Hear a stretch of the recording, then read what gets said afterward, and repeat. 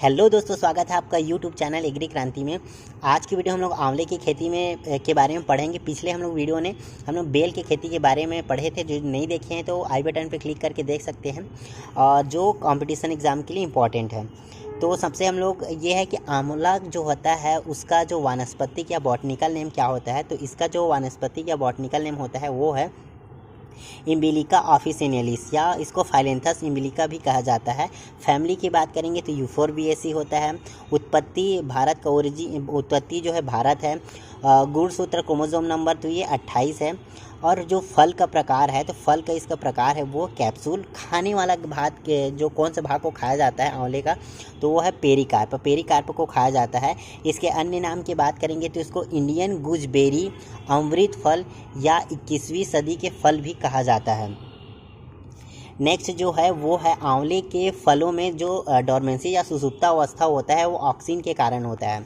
आंवले में जो डोरमेंसी जो होता है वो ऑक्सीन के कारण होता है। और इसमें जो प्रूनिंग की क्रिया अपनाया जाता है आंवला में, वो फरवरी माह में अपनाया जाता है। आंवला का जो जीन बैंक स्थित है तो वो लखनऊ में स्थित है। और आंवला जो है भारत का प्राचीन फल वृक्षों में आता है।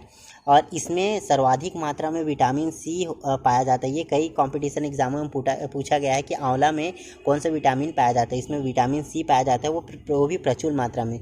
इसके अधिक मात्रा में और बारबेडस जो चेरी होता है उसमें भी बहुत मात्रा में पाया जाता है। इसीलिए ये विटामिन सी के कारण ये खट्टा होता है। और विटामिन सी की जो मात्रा होता है वो 600 से 700 mg प्रति 100 ग्राम जो गुदा होते हैं उसके अनुसार होता है। इसके फल के द्वारा च्यवनप्राश या त्रिफूला चूर्ण भी बनाया जाता है। जो त्रिफूला चूर्ण होते हैं वो 3 फलों से मिलके बना होता है। एक जो हरेड़ बोलते हैं और बहेरा बोलते हैं और आंवला, तीनों मिलकर ये त्रिफूला चूर्ण बनते हैं। उसके बाद आता है इसके जलवायु। तो जलवायु जो है वो इसका जो जलवायु है शुष्क है और पाला इसके लिए हानिकारक होता है। मृदा जो सॉइल की बात करेंगे तो इसके खेती के लिए हल्की अम्ली से लेकर जो लौड़ी क्षारीय मृदा होता है, अल्कलाइन या सलाइन सॉइल। और इसका पीएच का बात करेंगे तो 6.5 से लेकर 9.5 तक हो सकता है। और इसका जो फल होता है उसमें जो कैसेलापन होता है वो टेनिन पदार्थ की मात्रा के कारण आता है। और इसकी जो पदार्थ की जो मात्रा होता है, टेनिन की पदार्थ की मात्रा, वो 4.5 से 5.57% तक होती है।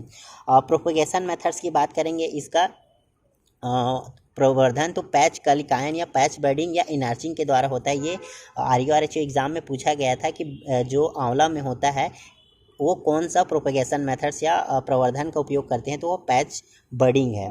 फिर नेक्स्ट जो है वो है कि इसमें जो फ्रूटिंग और फलिंग कब किस समय आता है। तो इसमें जो फूल जो लगते हैं वो मार्च में लगते हैं और फल का निर्माण होता है। और इसका जो फल जो होता है वो डोरमेंसी स्टेज में मई जून में चला जाता है 2 माह के लिए। और ये जो डोरमेंसी होता है वो ऑक्सीन के बढ़ जाने की वजह से होता है। डोरमेंसी का टूटना है तो डोरमेंसी जो है जुलाई अगस्त में टूटता है। और इसमें फलन जो होता है 3 तरह से होते हैं। एक अगेती हो गया और मध्यम हो गया पछेती। अगेती हो गया वो अक्टूबर नवंबर में, मध्यम जो होता है वो नवंबर से दिसंबर में, और जो पछेती होता है वो मध्य दिसंबर से मध्य जनवरी के बीच में होता है।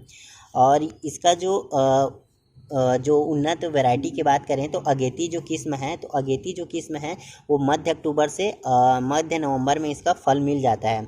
और अगेती जो किस्म अर्ली वैरायटी की बात करेंगे तो ये बनारसी हो गया, नरेंद्र आंवला हो गया, जिसे नरेंद्र आंवला को NA9 या NA10, बलवंत और गोमा ऐश्वर्या, ये अर्ली वैरायटी का नाम है। मध्य वैरायटी जो होता है मध्य नवंबर से मध्य दिसंबर के में इसका फल मिल जाता है।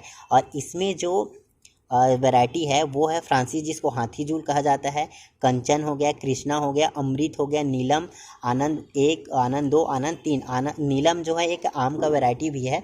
और पछेती किस्म की बात करेंगे तो पछेती किस्म जो है मध्य दिसंबर से मध्य जनवरी में होता है।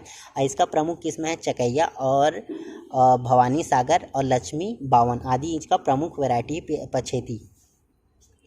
उसके बाद जो है बनारसी सबसे बड़ा फल मिलता है इसका, और ये अगेती किस्म है और इसका मुरब्बा के लिए उपयुक्त माना जाता है। चकिया जो होता है इसमें अल्टरनेट बेयरिंग या एकांतर फलन पाया जाता है। ये अल्टरनेट बेयरिंग आम में भी पाया जाता है, एक साल फलना एक साल नहीं फलना। और उसके बाद है हाथी झूल, जिसको फ्रांसिस भी कहा जाता है। इसके किस्म में नेक्रोसिस की समस्या बहुत ज़्यादा रहता है। ये क्वेश्चन भी आ चुका है कि कौन सा आंवला की किस्म में सबसे ज़्यादा नेक्रोसिस की संभावना होती है या ज़्यादा प्रॉब्लम रहता है, तो वो है हाथी झूल या फ्रांसिस होता है। इसका उपयोग कैंडी बनाने के लिए उपयुक्त होता है। उसके बाद आता है इसकी उपज, यील्ड की बात करेंगे तो जो कार्की प्रवर्धन होता है, वेजिटेटिव प्रोपोगेशन के जो तैयार करते हैं पौधा, वो 3 साल बाद फल देना प्रारंभ कर देते हैं। 10 वर्ष की उम्र में 160 से 180 फल तक प्रति वर्ष प्रति वृक्ष से प्राप्त होते हैं। आंवले में जो आंतरिक उत्तक क्षय होता है, मतलब इंटरनल निक्रोसिस जो होता है, वो बोरान की कमी से होता है। और ये जो होता है हाथी झूल या फ्रांसिस जो होता है, उसमें सबसे ज़्यादा दिखाई देता है। और ये 0.6% बोरेक्स का छिड़काव करने से, मतलब 15 दिन के अंतराल में 3 बार छिड़काव करने से ये ठीक हो सकता है। आंवले का सर्वाधिक जो उपयोग होता है वो मुरब्बा बनाने में किया जाता है। इसकी बनारसी जो वैरायटी होते हैं वो सबसे अच्छा माना जाता है, क्योंकि ये जो आकार में बहुत बड़े होते हैं और उन्नत होते हैं। और आंवले में अनुसंधान का कार्य कृषि महाविद्यालय जोबनेर में चल रहा है। और इसका कीट की बात करेंगे तो क्षार भक्षक या बार का ईटिंग कैटरपिलर होता है। इसका जो साइंटिफिक नेम है इन बारडोला क्वांटिनोडेटा होता है। और इसका जो प्रमुख रोग की बात करेंगे तो इसमें रिंग रस्ट हो गया, और यह आंवले की जो प्रमुख बीमारी है। और इसको सल्फर पाउडर के द्वारा छिड़काव करने से 2 ग्राम पर लीटर के हिसाब से इसको रोका जा सकता है। फल निक्रोसिस जो होता है बोरान की कमी से होता है, जो फ्रांसिस वैरायटी में सबसे ज़्यादा होता है। बोरेक्स के 0.6 का छिड़काव करने से ये ठीक हो सकता है। तो वीडियो अच्छी लगी हो तो वीडियो को लाइक करें, सब्सक्राइब करें चैनल को, और ज़्यादा से ज़्यादा इसको शेयर करें, और हमें सजेस्ट भी करें कि नेक्स्ट वीडियो कौन सा टॉपिक पे बनाया जाए। Thank you for watching.